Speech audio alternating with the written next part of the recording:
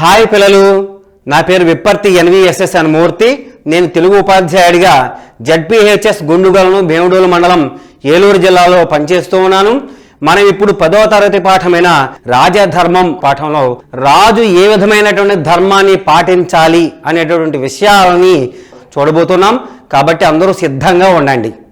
ఈ భాగంలో తెలుసుకునే ముఖ్యాంశాలు: పాఠంలో ఉన్న 7 నుండి 13 పద్యాల వరకు మనం తెలుసుకుంటాం. ఈ భాగంలో అభ్యసన లక్ష్యాలు: ప్రజలను ఎలా పరిపాలించాలో అర్థం చేసుకుంటారు. సమర్థవంతమైన నాయకుని లక్షణాలను తెలియచేస్తారు. సంపదలు ఎందుకు నిలబడవో చర్చిస్తారు. నాయకుడు ఎంత మేరకు స్వయంగా తెలుసుకోవాలో విశ్లేషిస్తారు. చిత్తశుద్ధిగా పనిచేస్తూ రాజ్యానికి మేలు చేసే హితుడిని పాలకుడు గుర్తించాలి అని గ్రహిస్తారు.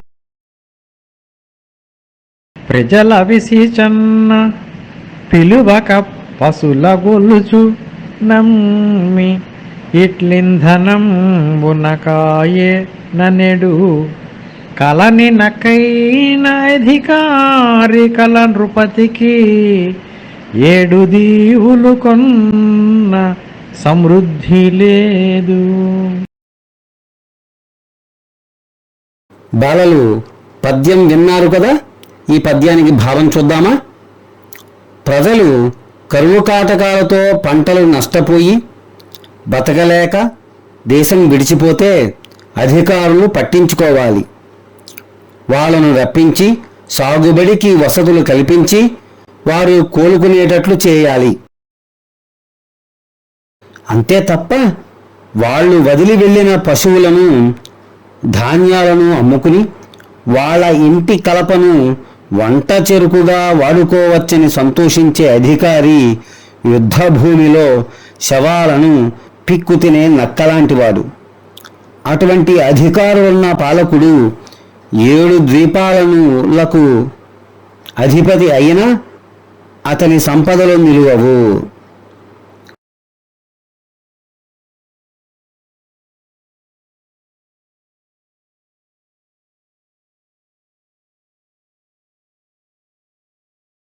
వివరణ: జంబూద్వీపం, పక్షద్వీపం, శాల్మల ద్వీపం, కుశద్వీపం, క్రౌంచద్వీపం, శాఖద్వీపం, పుష్కర ద్వీపం, ఈ 7ంటిని సప్తద్వీపాలు అంటారు. పిల్లలు, పద్యం భావం విన్నారు కదా, ఈ రెండింటి మీద ఒక కృత్యం చేద్దాం. ప్రజలు కరువు కాటకాలతో పంటలు నష్టపోయి బతకలేక దేశం విడిచిపోతే ఎవరు పట్టించుకోవాలి? ఆ అధికారులు, ఆ తల్లిదండ్రులు, ఈ పై 2, ఈ ఏది కాదు. సమాధానం ఆలోచించండి. ఆ అధికారులు.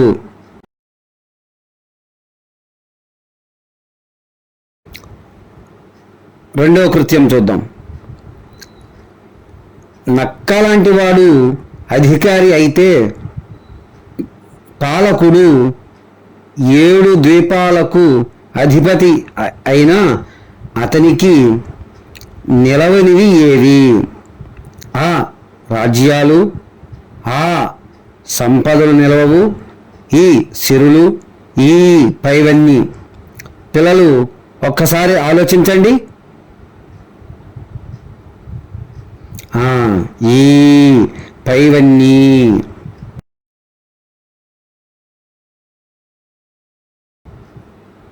మూడో కృత్యం చదవండి. రాజు ఎప్పుడూ వదలకూడనిది ఏమిటి? ఆ అవినీతిని, ఆ అధర్మ మార్గాన్ని, ఈ నీతి మార్గాన్ని, ఈ ఏదీ కాదు. దీని జవాబు ఆలోచించండి. ఈ నీతి మార్గాన్ని.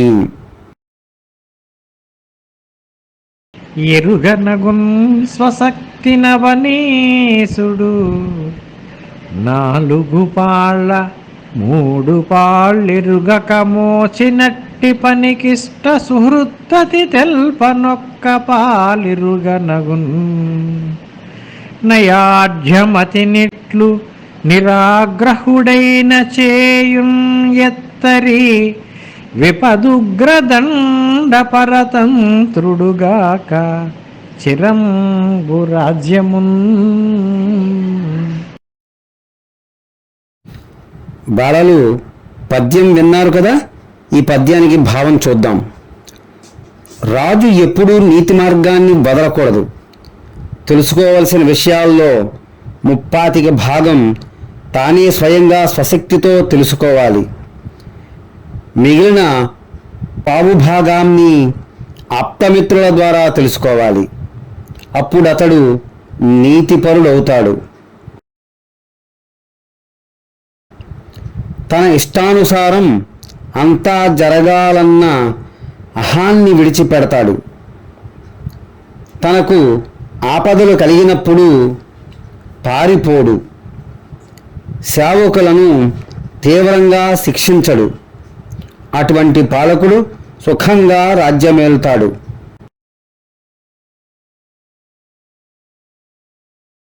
కన్నొకటి నిద్రవో పెరకంట జాగరంబు కావించు భూరుహాగ్రంబు మీది యచ్చ భల్లంబు గతి భోగమనుభవించునెడను బహిరంతరరులపై దృష్టివనయు. పద్యాన్ని ఆలకించారు కదా పిల్లలు. ఈ పద్యానికి భావం చూద్దాం. రాజు చాలా జాగరూకతతో ఉండాలి. ఎలుగుబంటి చెట్టు కొమ్మ మీద పడుకొని ఒక కన్ను మూసి నిద్రపోతున్నా రెండవ కన్ను తెరచి మెలకువగా ఉంటుంది. అదేవిధంగా పాలకుడు కూడా సుఖాలు అనుభవిస్తూనే ఉంటూ ఇంటా బయట ఉన్న శత్రువులపై ఒక కన్ను వేసి ఉంచాలి.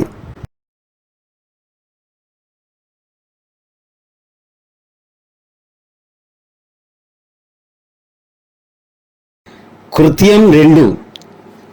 రాజు చాలా జాగరూకతతో ఉండాలి అంటే ఆ ఏనుగులా నిద్రించాలి, ఆ ఎలుగుబంటిలా నిద్రించాలి, ఈ పులిలా నిద్రించాలి, ఈ నక్కలా నిద్రించాలి. పిల్లలు సమాధానం ఆలోచించండి. ఆ ఎలుగుబంటిలా నిద్రించాలి. పాలకుడు ఎవరిపై ఒక కన్ను వేసి ఉంచాలి? ఆ ఇంటిలో ఉన్న శత్రువులపై, ఆ బయట ఉన్న శత్రువులపై. ఈ పై రెండు, ఈ ఏదీ కాదు. బాలలు దీని జవాబు ఆలోచించండి. ఈ పై రెండు.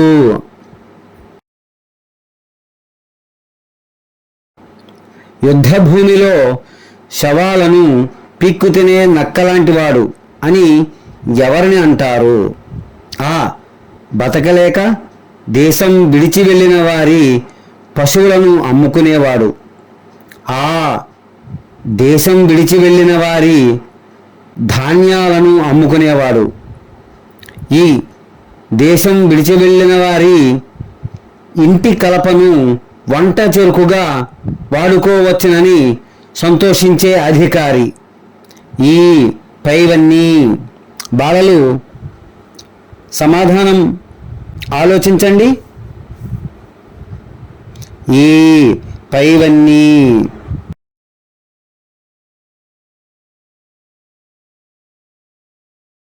హదను వచ్చుకాక నపరాధిపై రోషమాగి చెరపవలయు హదను వేచి లక్ష్య సిద్ధిలా కలావున శరమాగి కాడబిడుచు వింటివాడు ఓలే.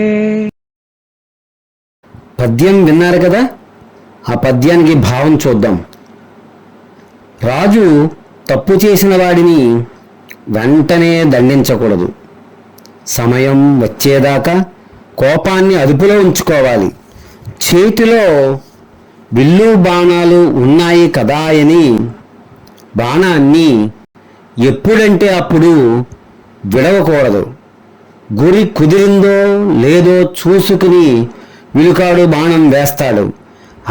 అదే విధంగా పాలకుడు సమయం చూసుకుని దోషిని శిక్షించాలి అని ఈ పద్యానికి భావం. హితులు హితాహితులు సదా హితులునునై రాజు నెడలనిటు త్రివిధమునన్ క్షితిననుచరులుందురు సంతతమున్ మరి వారిన్ తెల్పెదను వినుము అనగా. పద్యాన్ని విన్నారు కదా, ఈ పద్య భావం చూద్దాం. పుణ్యాత్ముడా, రాజు దగ్గర ఉండే అనుచరులు 3 రకాలుగా ఉంటారు. ఒకరు హితులు, వీళ్ళెప్పుడూ రాజు మేలే కోరుతూ ఉంటారు. రెండో వారు హితాహితులు, వీళ్ళు రాజు మేలు కోరుతూనే ఇతరుల ప్రలోభాలకు లోనై అహితులుగా మారుతుంటారు. మూడవ వారు అహితులు, వీళ్ళెప్పుడూ రాజు మేలు కోరుకోరు అని ఈ పద్యానికి భావం.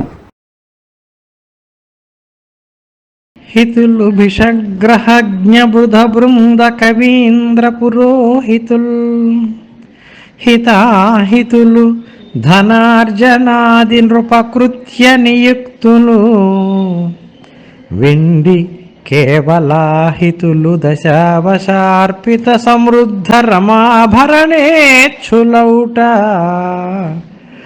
ఆహితమును నట్లకాన్ చతురవృత్తి చరించుట నీతి రేణికిన్. బాలలు పద్యం విన్నారు కదా, ఈ పద్యానికి భావం చూద్దాం. వైద్యులు, జ్యోతిషులు, పండితులు, కవులు, పురోహితులు వీళ్ళంతా రాజు మేలు కోరే హితులు. ధనం సమీకరించే పనుల్లో ఉన్న అధికారులు హితులవుతారు. ఆ ధనాన్ని దొంగిలించి దొరికితే ఎక్కడ శిక్షిస్తాడో అన్న భయంతో రాజుకు అహితులు కూడా అవుతారు. మరికొందరు పూర్తిగా అహితులే, ఎప్పుడూ ఏదో ఒక తప్పు చేసి దొరికిపోతుంటారు.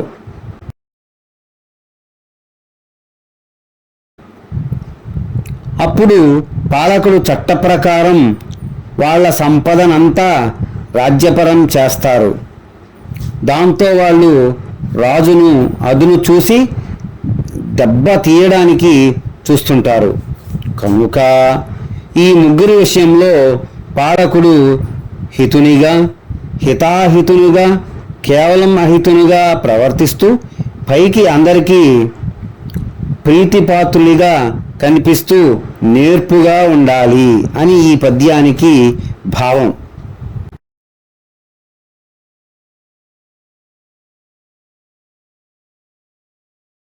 పాత్రభూతులెస్స పరికించి యతడడుగకయునకడు సెప్పకయు మునుపుగా పనస పండ్లు దిగిన పరిగా స్వప్నముగన్న నెరిగ నొసగి వెరగు పరచుటొప్పు. బాలలు పద్యం విన్నారు కదా, ఈ పద్యానికి భావం నేర్చుకుందాం. చిత్తశుద్ధిగా పనిచేస్తూ రాజ్యానికి మేలు చేసే హితుడిని పాలకుడు గుర్తించాలి. అతడు అడగకుండానే, ఇంకొకరు చెప్పకుండానే అతని ఊహకందనంత సొమ్ము ఒక్కసారిగా ఇవ్వాలి. అది అతడు కలగన్నట్లుగా ఉండాలి. సంభ్రమాశ్చర్యాలతో ముంచెత్తాలి అని ఈ పద్యానికి భావం. ఈ పద్యంలో ఉన్న విశేషాంశం చూద్దామా? ఈ పద్యంలో పనస పండ్లు దిగుట అన్నది ఒక జాతీయం. పనస వనస్పతి. పూత పూయకుండానే కాయలు కాస్తుంది. కాయ ఏర్పడడానికి ముందు ఏ సూచన ఉండదు. ఉన్నట్టుండి దాని నిండా పిందెలు పుడతాయి. ఆశ్చర్యకరంగా ఒక్కసారిగా పుష్కలంగా ఫలమిస్తుంది. అదేవిధంగా పాలకుడు హితులను అకస్మాత్తుగా గౌరవించి ఆశ్చర్యం కలిగించాలి అని అర్థం.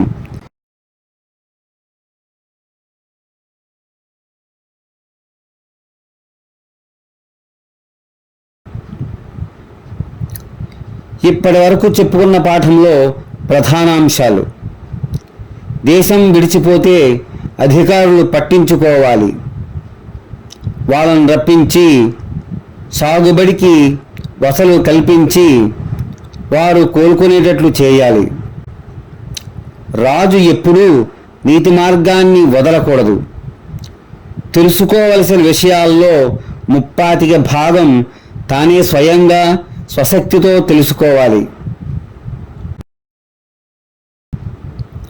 రాజు చాలా జాగరూకతతో ఉండాలి.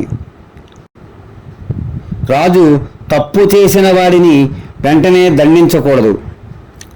సమయం వచ్చేదాకా కోపాన్ని అదుపులో ఉంచుకోవాలి. హితులు ఎప్పుడూ రాజు మేలే కోరుతారు. చిత్తశుద్ధిగా పనిచేస్తూ రాజ్యానికి మేలు చేసే హితుడిని పాలకుడు గుర్తించాలి. మూల్యాంకనం: దోషిని పాలకుడు ఎప్పుడు శిక్షించాలి? సమయం చూసుకుని, తప్పు చేసిన వెంటనే, అపరాధం మోపిన వెంటనే, శిక్షించకూడదు. బాలలు సమాధానం ఆలోచించండి. సమయం చూచుకొని.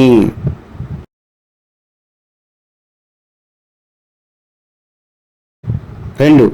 రాజు దగ్గర ఉండే అనుచరులు ఎన్ని రకాలుగా ఉంటారు? 6 రకాలుగా, 3 రకాలుగా, 2 రకాలుగా, 5 రకాలుగా. పిల్లలు జవాబు ఆలోచించండి. 3 రకాలుగా.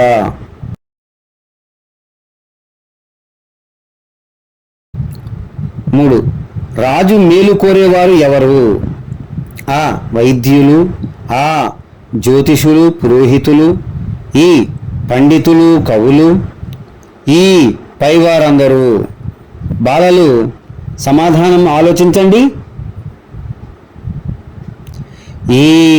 పైవారందరూ.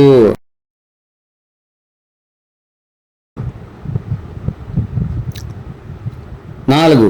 రాజుకు హితులు ఎవరు?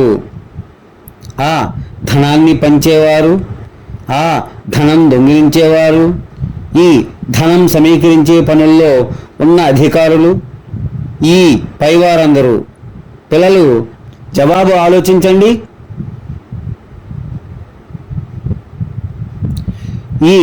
ధనం సమీకరించే పనుల్లో ఉన్న అధికారులు.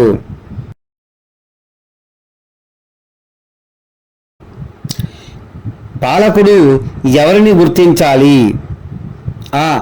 ధనాన్ని పంచేవారిని, చిత్తశుద్ధిగా పనిచేస్తూ రాజ్యానికి మేలు చేసేవా హితుడిని, ధనం సమీకరించే పనుల్లో ఉన్న అధికారులను, ఎవరూ కాదు.